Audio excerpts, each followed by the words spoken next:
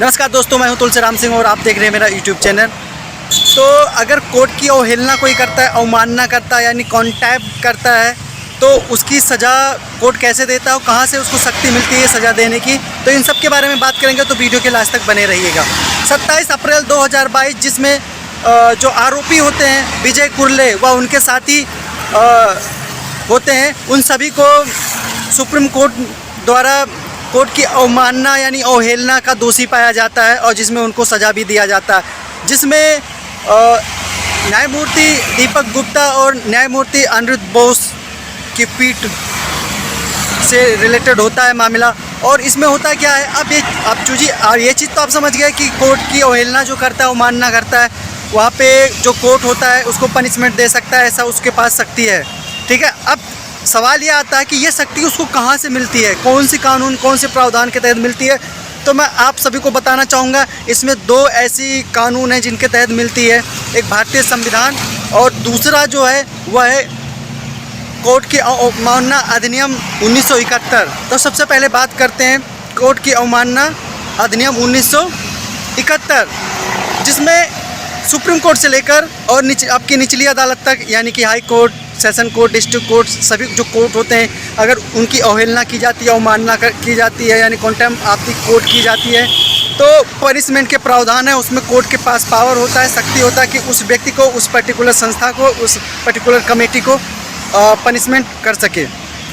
अब रही बात भारतीय संविधान की, तो भारतीय संविधान की अगर हम बात करते हैं तो देखिए, जो भारतीय संविधान ने सुप्रीम कोर्ट ऑफ इंडिया को पावर दिया है कि अगर कोई उससे रिलेटेड कोई कॉन्टेम्प्ट ऑफ द कोर्ट करता है तो उसको भी सज़ा दे सकते। कहने का मतलब को अवहेलना करता है। जैसे कि बात करते हैं भारतीय संविधान की अनुच्छेद 129, जिसमें कॉन्टेम्प्ट ऑफ द कोर्ट की पावर दिया गया है। और कोई भी ऐसा दूसरी बात, ये जो 129 है उसमें स्वतंत्र पावर दिया गया है सुप्रीम कोर्ट को कि अगर कोई कॉन्टेम्प्ट ऑफ द कोर्ट करता है यानी कोर्ट की अवहेलना कोई करता है तो कोर्ट उनको सज़ा दे सकता है।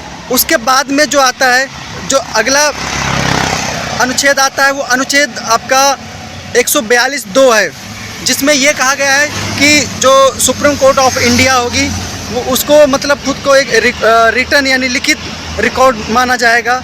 तो मतलब इसलिए उसमें ये पावर मिलता है कि वो आप एक मतलब सुप्रीम कोर्ट ऑफ इंडिया अगर कॉन्टेम्प्ट ऑफ द कोर्ट से किसी को भी अगर दोषी पाती या शक होता है तो उस पर इन्वेस्टिगेशन भी करवा सकती है। ये पावर दिया गया है सुप्रीम कोर्ट ऑफ इंडिया को कॉन्टेम्प्ट ऑफ द कोर्ट से रिलेटेड, जिसमें जो भारतीय संविधान है हर कोर्ट को स्वतंत्रता देती है कि अगर कोई कॉन्टेम्प्ट ऑफ द कोर्ट करता है तो उनके अगेंस्ट कार्रवाई किया जा सके। जैसा कि मैंने एक लास्ट वीडियो बनाया था जिसमें बताया गया था कि जो दिल्ली हाई कोर्ट है वो टॉप डिफ़ॉल्टर, जो केस से रिलेटेड टॉप डिफ़ॉल्टर पार्टियां होती हैं और जो अवमानना करती हैं या बहुत सारे ऐसे जो कोर्ट द्वारा पनिशमेंट मिलता है, तो उनको जो पनिशमेंट दिया जाता है, जो आर्थिक पनिशमेंट दिया जाता है या ठीक है, या जो धन से रिलेटेड पर पनिशमेंट दे रहा है, उन सबको इकट्ठा मिलाकर तकरीबन 70 से 80 लाख रुपया दिल्ली हाई कोर्ट के पास पहुंच गया है। और दिल्ली हाई कोर्ट क्या कर रहे हैं, उन सभी पैसों को जो इकट्ठा हुए हैं 70 से 80 लाख रुपए, उन सभी पैसों को दिल्ली में तकरीबन 10,000 पेड़ों को लगाने की बात कही है। और जिसमें नज़ीमी वज़ीरी जो माननीय विद्वान जस्टिस दिल्ली हाई कोर्ट के हैं, उन्होंने इस पर आदेश दिया है कि ये जल्दी से पूरा होगा।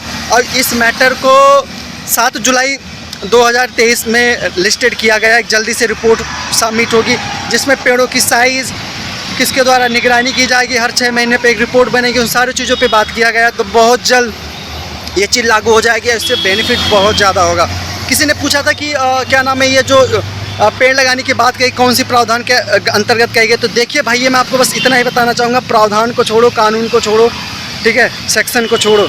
देखिए, कॉन्टेम्प्ट ऑफ द कोर्ट की तो पावर कोर्ट के पास होता है। ये कोर्ट की अवमानना का जो अधिनियम है उसमें कोर्ट को पावर मिलता है। उससे जो पैसा होता है वो समाज के कल्याण में लग रहा है, तो बड़ी अच्छी बात है कि वो पैसे सारे समाज के कल्याण में लग रहा है। बट ऐसा अगर पनिशमेंट दोषी को दिया जाए जिससे समाज का कल्याण हो, अगर किसी को जेल भेज देंगे तो उससे समाज का कल्याण नहीं होता। लेकिन अगर उसी चीज़ से किसी को पेड़ लगाने का वो दे दिया तो उससे समाज का, जीव जंतु का, सभी का कल्याण होगा, यहाँ तक कि नेचर को भी कल्याण होगा, उसको भी बेनिफिट मिलेगा। तो कुछ चीज़ें ऐसी होती हैं जहाँ पे हमें कानून से थोड़ा हटके डिसीजन लेना होता है ताकि समाज और कल्याण का विकास हो और सुरक्षित रहे। जय हिंद।